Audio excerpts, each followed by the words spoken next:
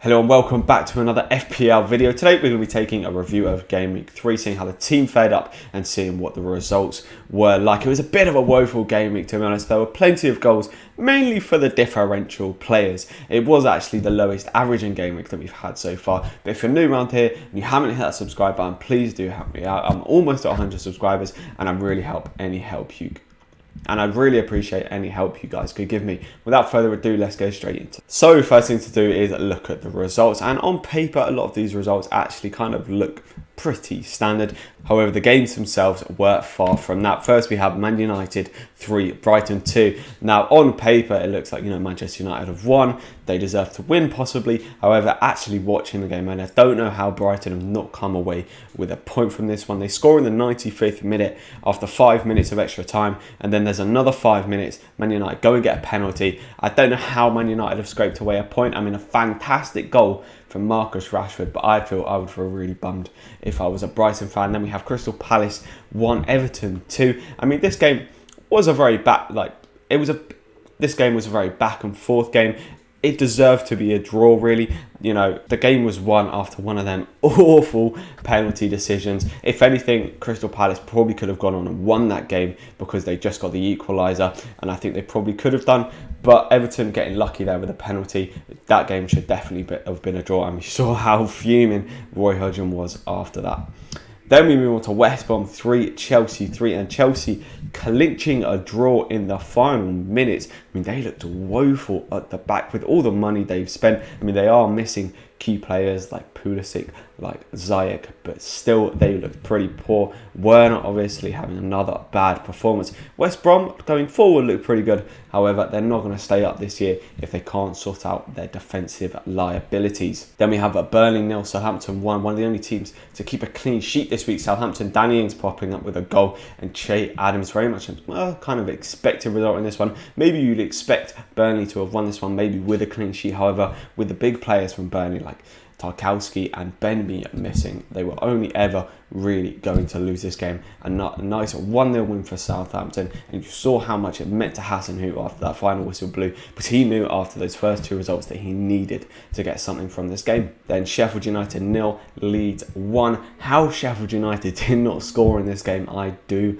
not know. The amount of chances that they were putting on a plate for each other. I mean, Lundstrom had a absolutely wonderful chance from the penalty spot, not literally from the penalty spot. I mean, we saw him miss one last week, but the ball got played across to him. How he's not scored, I do not know. But Sheffield United couldn't keep a clean sheet in this one, and Bamford managed to score in the 90th minute. Then we have Spurs 1, Newcastle 1. How Spurs have not won this game, I do not know. You'd be absolutely fuming if you were a Spurs fan. How that is a penalty, I do not know. The handball rule needs to be changed, but it makes penalty takers an extremely good option this year.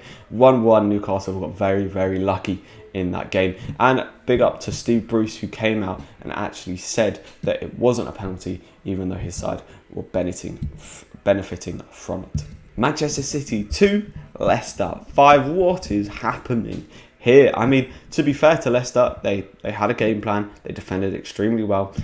Brendan Rodgers played the 3 at the back, or 5 at the back as it were. The 3 centre-backs with Amity playing as the right centre-back with Soyuncu and Evans also in there. I mean, they played this game tactically incredibly. I mean, you thought it was going to be another one of those sort of City batterings after Mahrez scored an absolute peach in the 4th minute. But I mean, I don't know whether it's ignorance from Guardiola or from the defence themselves, but it's clear when you're playing against Leicester, the main threat is Jamie Vardy. I mean, they played an absurdly high line against him, allowing him to run in, and they conceded 3 penalties. I honestly think it's the Manchester City mentality. Manchester City are actually a very, very dirty team. They just have the ball so much that you don't really recognise it, so they can't have that mentality in their heads, and every time a player goes past them, they foul them. It just happens this time. They did that 3 times in the box, giving away 3 penalties. Then we have West Ham 4, Wolves 0. I mean, no one saw this coming. Everyone was predicting that West Ham could be relegated this season. I mean, after that performance, they looked very, very good. They looked in control for the majority of the game. Wolves need to step up, even though I think that was a bit of a blip from Wolves. They should be back to their best next week. Also playing a very weakened Fulham. But West Ham, Jarrod Bowen looking like a fantastic option. I mean, he was basically playing a striker for most of the game, cutting in from that right-hand side onto his left foot. Some really tidy finishes. Then Fulham 0, Aston Villa 3. I mean, Fulham looked woeful. One thing very, very noticeable about Fulham is all their defenders are incredibly slow, and they play quite a high line as well. I think Scott Parker definitely needs to resort that. If you've got slow defenders, you just can't play a high line. Players like Bamford absolutely rinsed Adoy last week.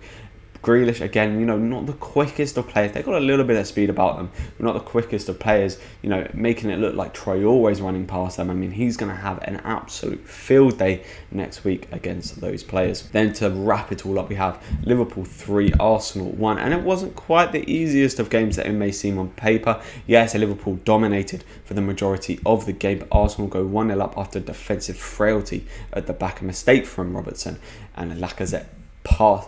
And Lacazette just strokes it. I mean, kind of fumbles it into the net, let's be honest. And then he has another chance at 2-1 down, where he needs to be scoring that if Arsenal are going to kind of have any chance of being Champions League contenders, not maybe title contenders, but Champions League contenders. You've got to be bearing those kind of chances. Liverpool, very solid performance all round and definitely deserve the win. So moving on to how the team fared. The majority of my points this week came from the defence here. And you're thinking the majority of my points, well, and McCarthy clean sheet has got me 6 points and Trent got me 7 points. That's a total of 13 points, which is almost half the amount of points I got for this whole game week. So you can expect you cannot expect much in the midfield, let's say. Then we have Cody, who I brought in on a -4, getting a -1, so netting a -5 from that transfer.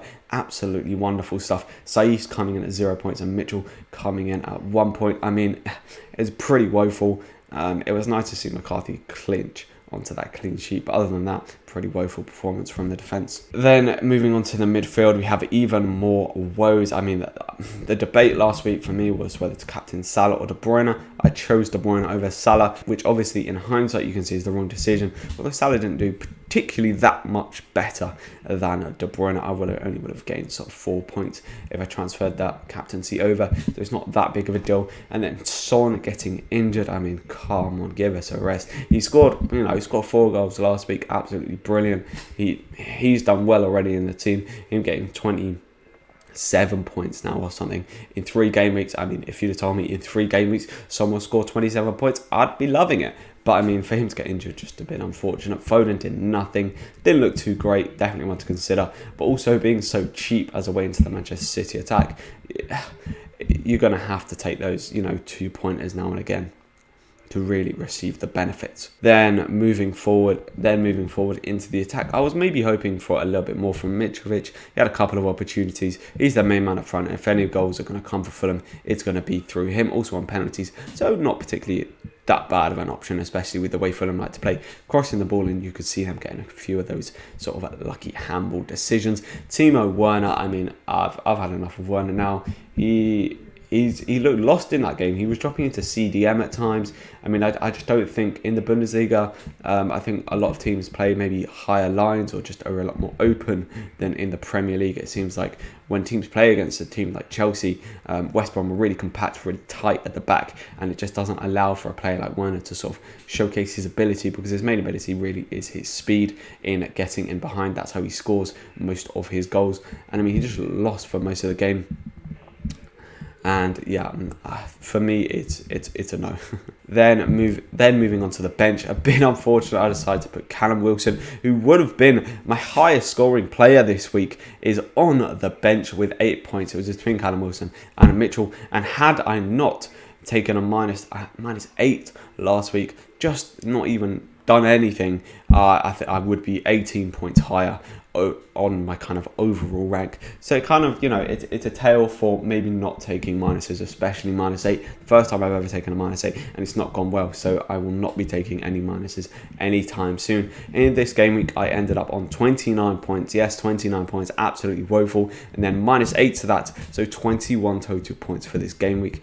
Lovely stuff. Dropping my overall rank by 1.3 million places down to 1.4 million. I've got a bit of recovery to do. It's still tight and I've got some plans for the future. But yeah, if you have enjoyed this week and your week was as woeful, or maybe not as woeful, but just woeful in terms of game week 3, then please don't forget to hit that subscribe button, hit that like button, and I'll see you around for the next one.